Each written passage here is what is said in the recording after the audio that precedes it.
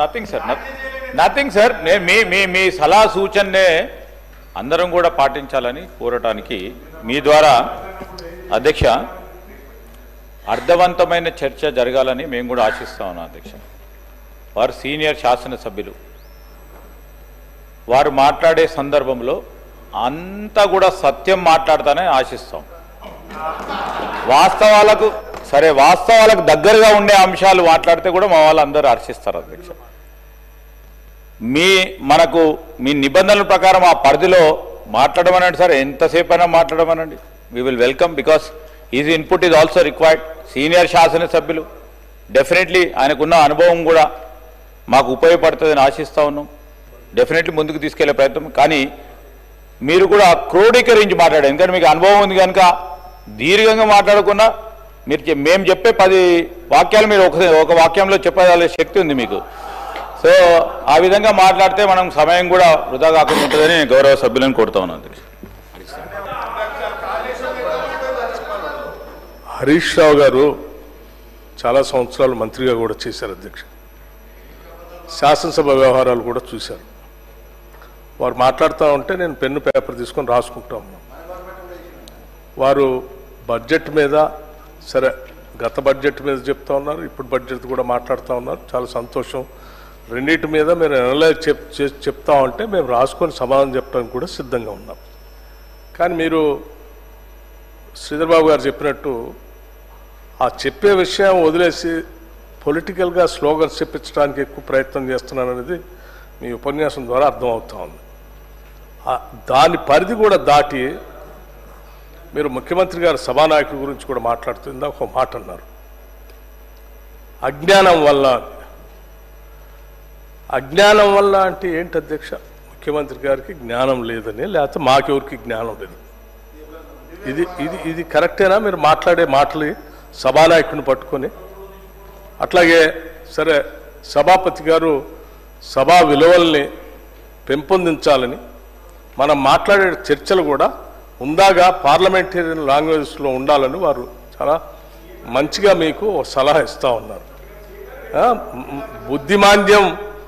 మీకు బుద్ధిమాంద్యం ఉందని మా అందరి గురించి మాట్లాడుతూ ఉంటే అది కరెక్ట్ కాదని చెప్తా ఉన్నారు.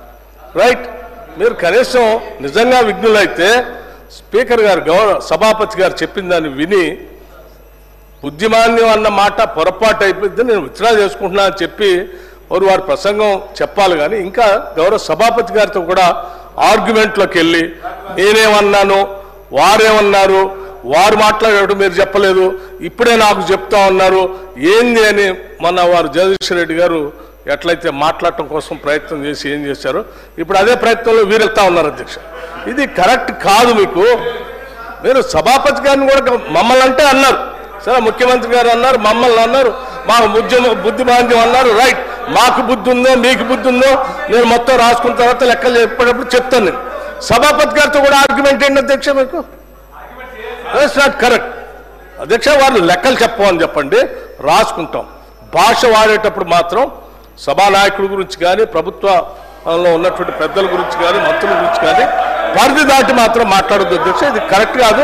మీకు ముందే మీరు బడ్జెట్ మాట్లాడేటప్పుడే మీరు ముందు ఒక సూచన చేశారు సభలో, మేము లెక్కలు చెప్తాము జాగ్రత్తగా వినాలి అందరూ అంటే మా లెజిస్లేటివ్ అఫైర్స్ మంత్రి గారు లేచి ఎస్ మీరు చక్కగా చెప్పండి, ఉన్నాగా మాట్లాడండి, ఈ సభలో అర్థవంతమైన చర్చ జరగాల, మేమంతా సిద్ధంగా ఉన్నాం. పరిధి దాటిపోయి బడ్జెట్ పరిధి దాటిపోయి మీరు అడ్డగోలుగా మాట్లాడటం చేస్తే మాత్రం మా సభ్యులు కూడా ఎవరు ఊరుకోరని చెప్పారు. ఇంకా అంత చెప్పిన తర్వాత కూడా మేము అదే పనిలో ఉంటే ఎట్లా అధ్యక్ష? ఇది కరెక్ట్ కాదు. హరీష్ రావు గారు నేను చెప్తున్నాను, please come to the point. Already గంట అవుతుంది అధ్యక్ష, let him conclude. Thank you. మీ ధన్యవాదాలు సార్. హరీష్ రావు గారు కూడా రిక్వెస్ట్ చేస్తున్నారు, ఒకటే సార్ ఎక్కువ ఇంటర్వ్యూ కానీ అరే నీకు చెప్పకపోతే భయపడితే ఎట్లా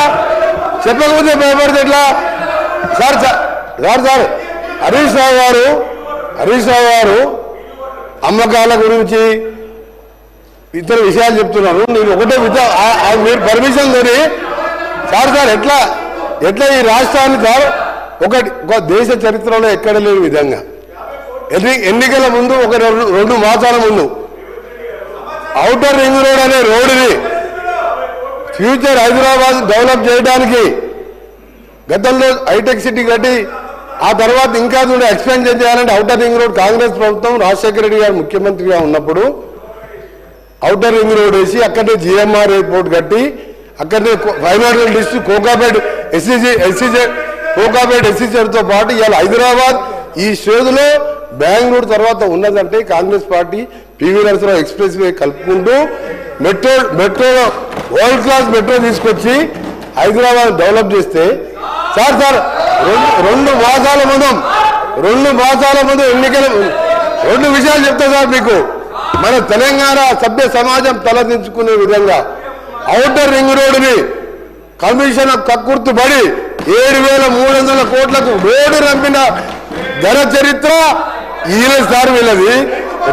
రెండవది సార్ ఎక్సైజ్ ఎప్పటివరకు ఉంది సార్? ఎక్సైజ్ షాప్స్ రెస్టారెంట్ ఇది ఇంకా 3 నెలల సమయం ఉంటే 3 నెలల ముందే అప్లికేషన్ తీసుకొని నిరుద్యోగుల దగ్గర 2,000 కోట్ల రూపాయల నాన్ రిఫండబుల్ పేరు మీద వసూలు చేసి షాపులు కేటాయించుకొని ఎన్నికల ముందు చేసిన కథలు. ఇక భూముల అమ్మకాలు కోకాపేట్ల యాక్షన్లు వీళ్ళ బిరామీలు 100 కోట్ల లెక్క పేర్లు భూముల చరిత్ర మేము చెప్తాం. ఆ రిప్లై చెప్తాం. హరీష్ రావు గారు దేశంలో రాష్ట్రంలో మన దేశంలో కాదు ప్రపంచంలో ఎక్కడ కూడా మీ కట్టే ఓటు విలువ అధ్యక్ష ఆ కన్స్ట్రక్షన్ కాస్తే 6,500 కోట్లు రోడ్డు ల్యాండ్ ఎక్విజిషన్ కలితే కదా ఆ రోడ్డు విలువ 1,00,000 కోట్ల పైన ఉంటుంది అధ్యక్ష. రోడ్డు నమ్ముకుంటారు అధ్యక్ష ఎవరైనా? ఈయన భూముల అమ్మకాల గురించి మాట్లాడుతున్నాడు. హరీష్ రావు గారు భూముల అమ్మకాలు మాట్లాడుతున్నారు. హరీష్ రావు గారు మొత్తం తెలియదు అధ్యక్ష. హరీష్ రావు ముందు పెట్టి మాట్లాడిపిస్తారు, వెనక నడిపించే 2-3 ఉన్నారు. హరీష్ రావు మొత్తం తెలియదు. దయచేసి మీ చరిత్ర తెలుసుకొని మాట్లాడండి.